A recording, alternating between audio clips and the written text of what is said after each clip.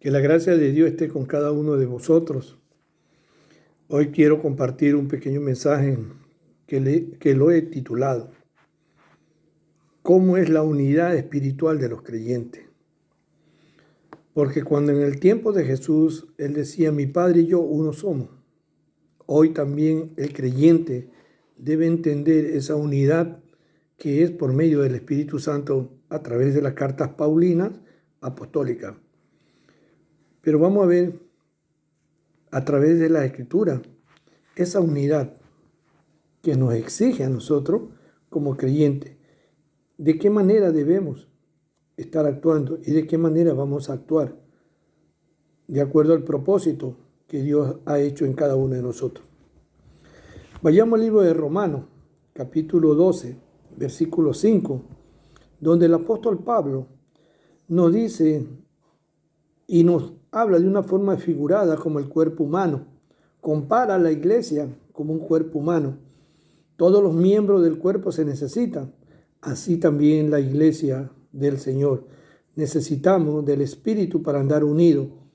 Y por eso Él compara como el cuerpo humano, porque todos los miembros andan unidos. La mano anda unido al brazo. El brazo anda unido al cuerpo. El cuerpo anda unido a los pies, los ojos, los oídos. Todos andan en una forma unida. Así es la iglesia comparada en la unidad espiritual. Por eso aquí el apóstol nos da esa demostración de esa forma figurada como lo dice en Romanos 12:5. Viéndolo más adelante en el libro de 1 Corintios, capítulo 10, versículo 17, vuelve a dar esa forma figurada en cómo el pan que alimenta, el pan, aquella masa que es trabajada, es estirada, lleva levadura, lleva todos los ingredientes. Ese pan pues es el alimento diario de todo ser humano. Recordemos cuando Jesús fue tentado por las cosas terrenales y Él dijo, no solamente de pan vivirá el hombre, sino de toda palabra que salga de la boca. Porque Jesús en aquel momento andaba lleno del Espíritu Santo y andaba en unidad con su Padre. Aquí Pablo nos dice en esta carta que el pan es la palabra y todos deben participar para estar en la coinonía, en un solo espíritu. ¿Pero de qué pan? Pablo hablaba que tenían que estar unidos. De ese pan que comenzó él a predicar en Hechos 26, versículos 19 y 20. Ese pan que te lleva a un arrepentimiento. La palabra es ese pan que te alimenta, que te sustenta, te alienta a seguir de una forma diferente, en coinonía, con todo lo de la congregación, con todos los hermanos, en un solo espíritu. También Pablo nos sigue hablando en el Gálatas capítulo 3, versículo 28, donde Dios no hace acepción de personas. ¿Quiénes somos nosotros para hacer excepción de personas? Debemos ser iguales, porque naturalmente en nuestra carne unos tienen cierta edad, unos son jóvenes, otros son niños, otros son mayores. Externamente somos diferentes, pero interiormente todos tenemos que andar unidos. Por eso si Cristo cuando estuvo aquí en la tierra no hizo acepción de personas, todos somos iguales si nos hemos arrepentido. Esa es la diferencia que nos hace de uno o de otro. Recordemos cuando estuvieron aquí el maestro como hombre. Todos decían que eran hijos de Dios. Todos eran descendencia de Abraham. Pero no amaban y no servían como Abraham recibió ese mandato. Hoy vemos que hay una imparcialidad divina. Dios es imparcial. Dios no es parcial. No solamente a este ni a aquello, sino que por su pueblo se une en un solo espíritu. En esa unidad debe siempre andar la iglesia del Señor. Porque como iglesia, como lo dije, no tenemos por qué nosotros señalar, juzgar a nadie.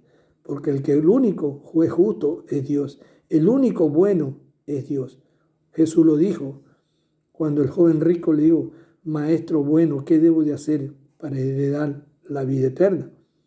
Ahí estaba tocando para ponerlo por alto, pero el Señor en su humildad le dijo, bueno, hay uno solo, Dios, porque Él entendía que sobre Él estaba el Padre.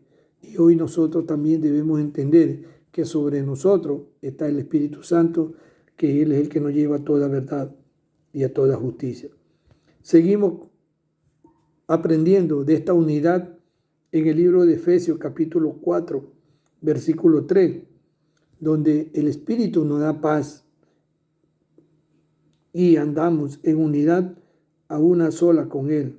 ¿Para qué? Para hacer esa luz, para hacer ese testimonio que nos lleva de la mano del Maestro.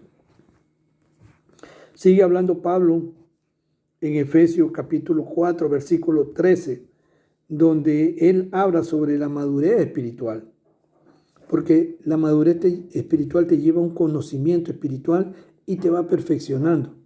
Porque cada día nosotros seremos perfeccionados en su obra. Pero es por medio de la palabra, por medio del Espíritu, por esa coinonía que tenemos con el Espíritu. Aún nos advierte también en una de sus cartas cuando nos dice que no contristéis al Espíritu, porque hemos sido sellados por medio del Espíritu. Entonces Pablo habla de una madurez espiritual, de un conocimiento a la perfección en la plenitud de Cristo. Todo eso lo viene hablando. Por eso la unidad que Pablo tenía con la iglesia de Filipo daba testimonio de todo esto. Veamos qué nos dice Filipenses capítulo 1, versículo 27, donde Pablo dice que teníamos que tener firmeza ordenada. ¿Y cuál es esa firmeza ordenada? Nuestra conducta, nuestra estabilidad espiritual, defender la fe. Todo esto nos lleva a un esfuerzo espiritual porque debemos cooperar los unos con los otros. De esta manera comprendemos lo que es la unidad espiritual en los creyentes. Jesús lo dijo cuando estaba con los discípulos. Ámense los unos a los otros, sírvanse los unos a los otros. Hoy también el Espíritu Santo nos demanda a ti y a mí como creyentes que nos amemos, que nos exhortemos con paciencia y doctrina. Por eso la palabra de Dios es viva y eficaz, que penetra hasta los tuétanos. Que la gracia de Dios esté con cada uno de ustedes y este pequeño enseñanza que sea conforme a la voluntad de Dios. Gracias y paz.